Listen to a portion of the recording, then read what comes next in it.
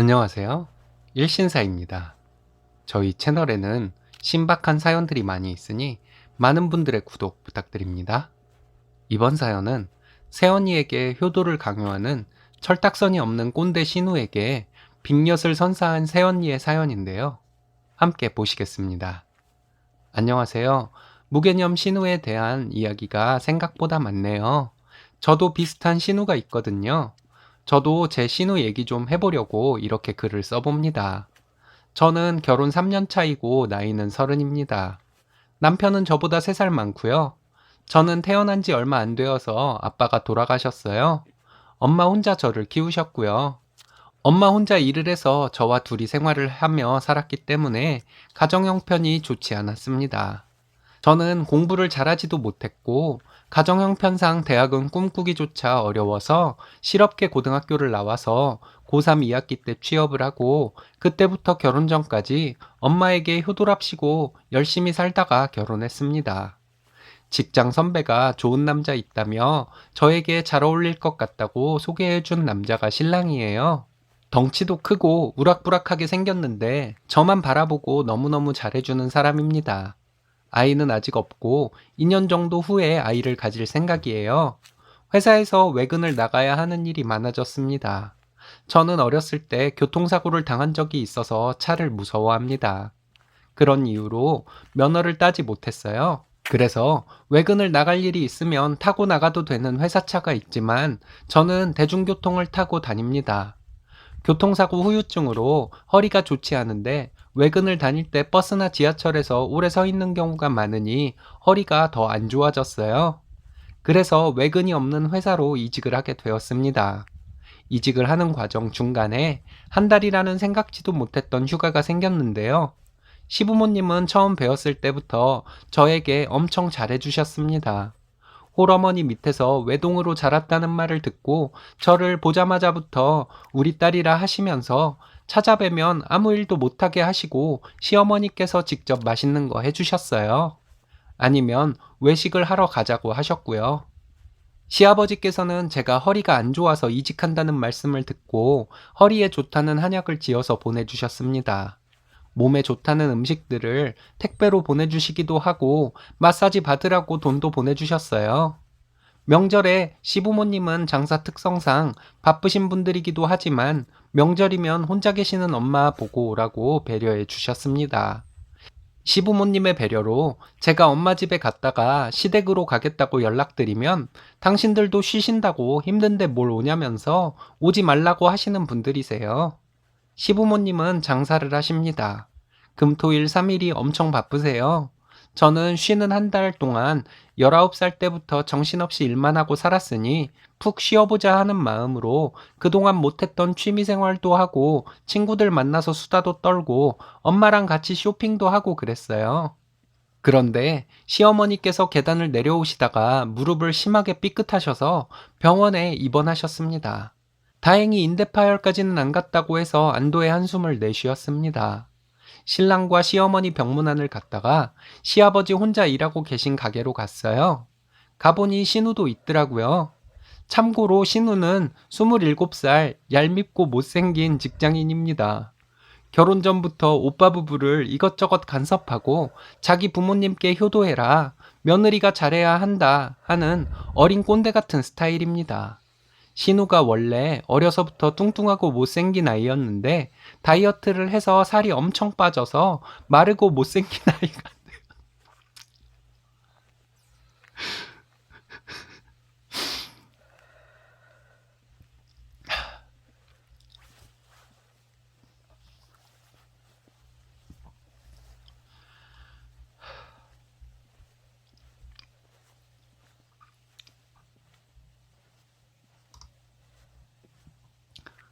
신우가 원래 어려서부터 뚱뚱하고 못생긴 아이였는데 다이어트를 해서 살이 엄청 빠져서 마르고 못생긴 아이가 되었어요.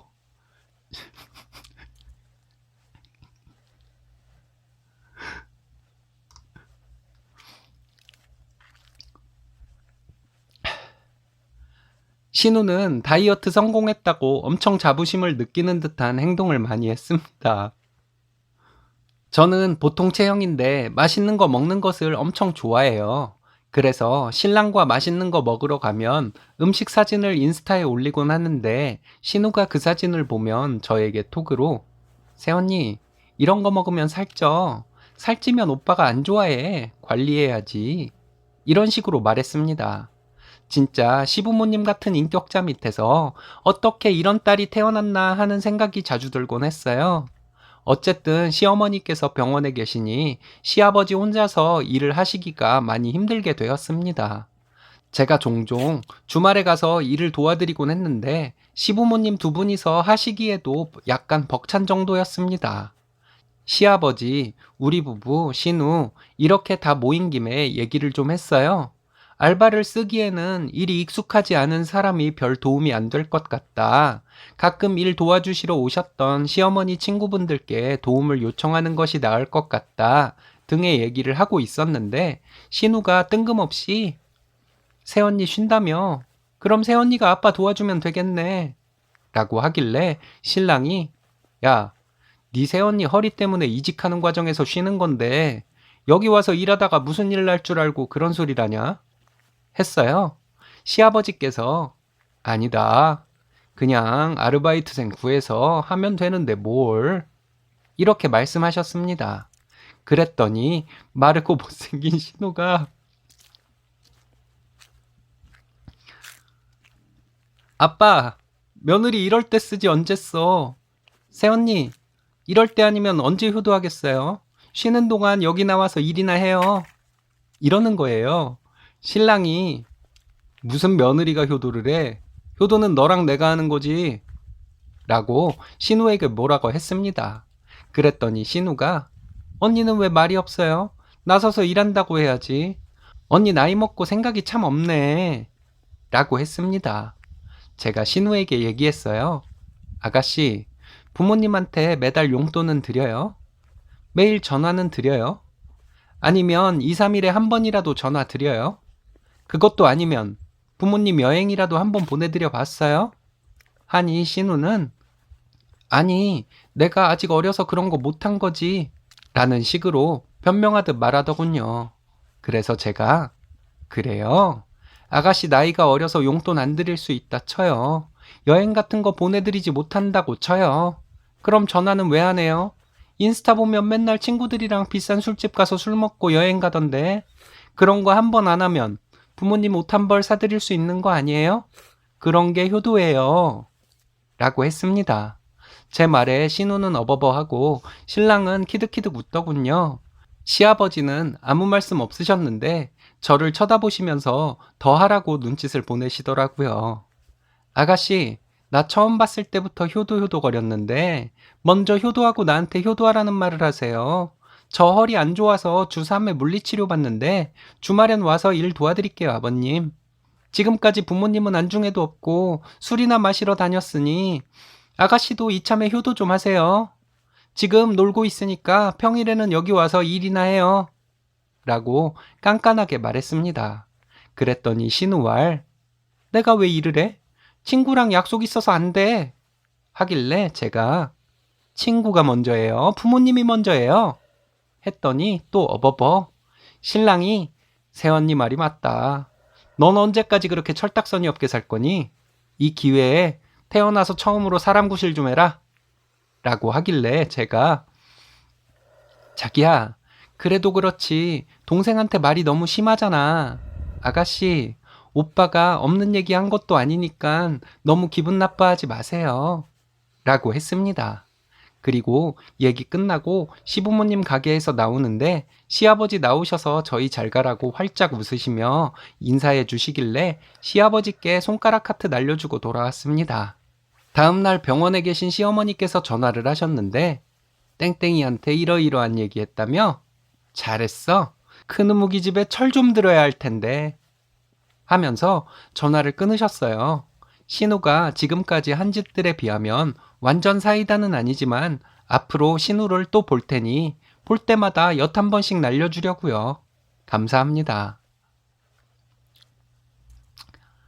정말 사이다네요. 신우이에게는 너무 심하게는 하지 마세요. 시누이가 정상인이 되면 재미없잖아요. 멋진 가족들과 앞으로도 계속 행복하시기 바라겠습니다. 오늘의 사연은 여기까지입니다. 재밌으셨다면 좋아요, 구독 부탁드려요. 일신사는 여러분들의 사연으로 제작됩니다. 많은 사연 제보 바랍니다. 여러분들의 사연은 아래 메일 주소로 부탁드려요.